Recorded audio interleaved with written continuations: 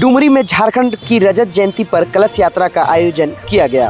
आपको बता दें कि महिलाओं ने जल, जंगल और जमीन की रक्षा का शपथ ली। कार्यक्रम में उपायुक्त गिरिडीह, पदाधिकारी और जनप्रतिनिधि मौजूद रहे। सखी समिति और WCDC गिरिडीह ने अहम भूमिका निभाई। सर्वप्रथम तो मैं झारखंड के इस सिल्वर जुबली सेलिब्रेशंस का पूरे गिरिडीह वासियों को और झारखंड वासियों को बहुत बहुत शुभकामना देता हूँ।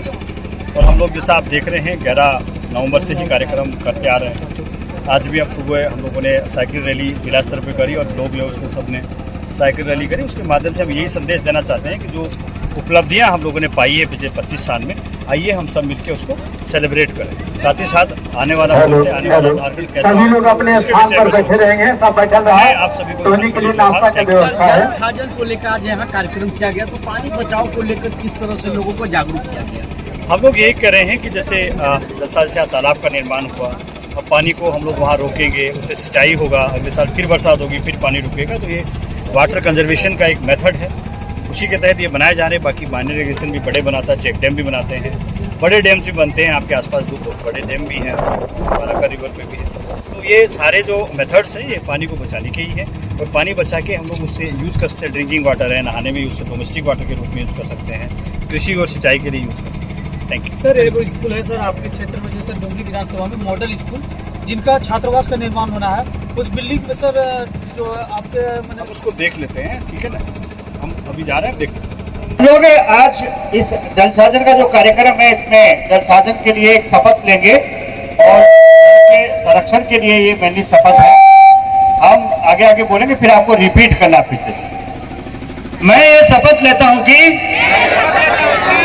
मैं अपने खेत और गांव में भूमि और जल का संरक्षण करूंगा और लोगों को भी इसके प्रति जागरूक करूंगा। मैं अपने गांव में वाटर सेट विकास के कार्यों में सक्रिय सहयोग करूंगा।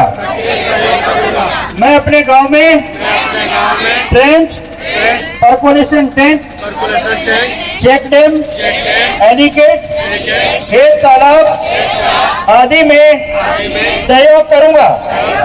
मैं अपने खेतों और जल ग्रहण क्षेत्र में मिट्टी के कटाव को रोकने के लिए वृक्षारोपण और मेड़बंदी करूंगा।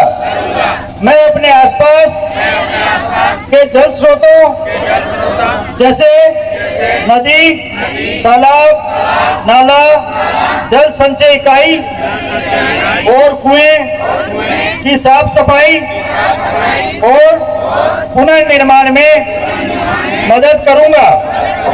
मैं अपने खेत और घर में वर्षा जल संचयन और भूजल पुनर्भरण प्रणाली का उपयोग करूंगा।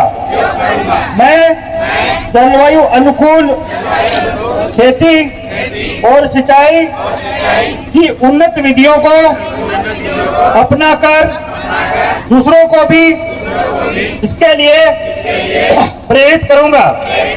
जय झारखंड, जोहार झारखंड। झारखंड के 25 वर्ष होने के उपलक्ष्य में इस सिल्वर जुबली सेलिब्रेशन कार्यक्रम में जल साधन के तहत आयोजित इस कार्यक्रम में उपस्थित EDC और यहाँ के मुखिया, जिला परिषद मेंबर, तमाम जनप्रतिनिधि, मंच पे विराजमान अन्य हमारे झारखंड आंदोलनकारी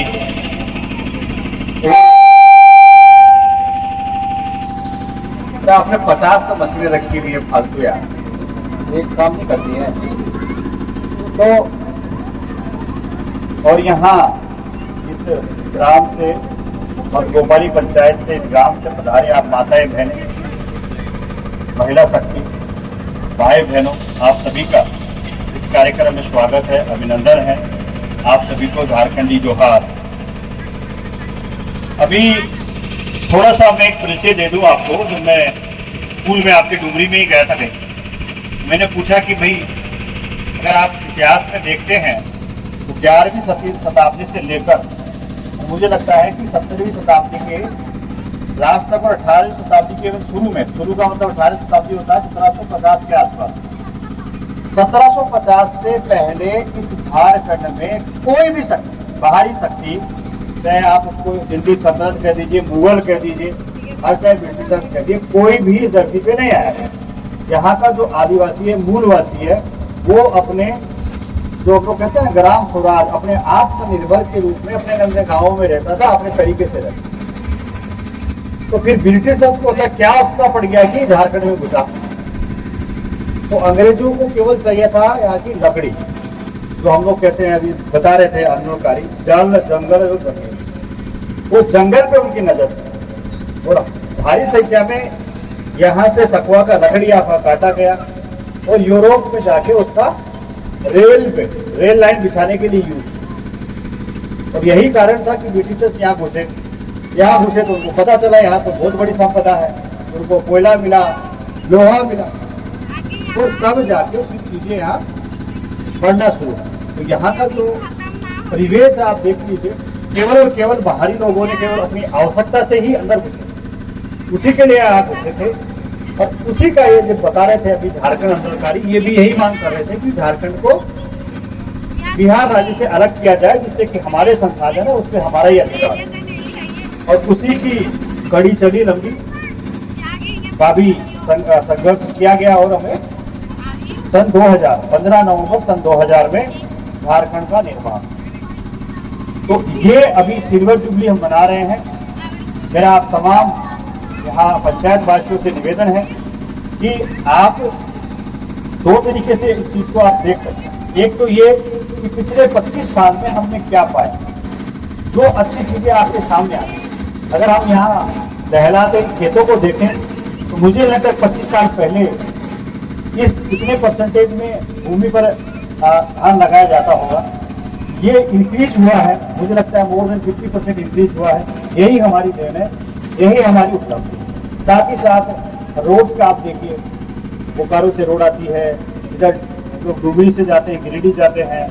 आप नेशनल हाईवे देख लीजिए, उसमें 2 लेन हुआ करता था, आज 6 लेन। ये सारा प्रगति का आप अपने आप में देख सकते हैं। और जो लोग जैसे अभी ये तो समझ भी सकते हैं कि कितना बदलाव पिछले 25 साल में आया। मैं किसी सरकार विशेष की नहीं कह रहा, मैं प्रत्येक उस झारखंड वासी की कह रहा हूँ जो यहाँ रहता है और इस चीज को देखता हुआ आ रहा है। और कालांतर में आगे आने वाले समय में बदलाव होता भी जाएगा। तो हमको विकास को किस ओर ले जाना, हम लोग अगर डेवलप्ड कंट्री को देखते हैं तो वो तो आज वापिस पीछे की ओर देखने की बात करते हैं, ऑर्गेनिक कृषि की बात करते हैं, ऑर्गेनिक खेती की बात करते हैं। और हम लोग पहले से ही वही करते थे, ऑर्गेनिक खेती। हम तो उनको देख के भागे थे रासायनिक खाद डालने के लिए, लेकिन वो वापस आ रहे हैं। तो हमको अब अपने विकास को किस ओर ले जाना है, हमको ये सोचना है। और हमारे झारखंड को किस दिशा में ले जाना है, फ्यूचर में हमारा झारखंड कैसा हो, हमको ये भी सोचना। नेगेटिव बातें बहुत हो सकती है। अभी किसी से बच्चा पूछ रहा था सर से ज्यादा हो तो क्या होगा, तो हम बता देते हैं। हम लोग तालाब निर्माण 3 तरीके से करते हैं। एक मनरेगा से हम लोग करते हैं, जो छोटे तालाब होते हैं। दूसरा 1 एकड़ से लेकर 5 एकड़ तक भूमि संरक्षण जो हमारा विभाग है वो करता है। और 5 एकड़ से अगर ऊपर है तो माइनर इरिगेशन जो हम लोग का है, लघु सिंचाई, वो करता है। और तीनों का ही मकसद जो है आइदर ड्रिंकिंग वाटर है, नहीं तो सिंचाई के लिए। तो अभी जैसे अभी इसी भी तालाब को हमने देखा, अभी इसमें क्योंकि हाइड्रोलिक प्रेशर जब हम लोग इसको बनाते हैं उस समय कहीं पे छिद्र कोई रह गया होगा तो हाइड्रोलिक प्रेशर की वजह से वो पानी रिस्क के बाहर निकलता है। तो अगर आप ये चीज पहाड़ में जाके देखेंगे तो पहाड़ में नाले जो हैं, हम लोग बोलते थे खादर, बीच में जो होता था ना फुटिंग्स में, वो नाला पूरा गायब हो जाता था और जाके फिर मैदान में वापस निकलता था। तो ये तो नेचुरल प्रक्रिया है। इसका मतलब ये नहीं कि ये बनाने में बेकार कर दिया, टूट गया।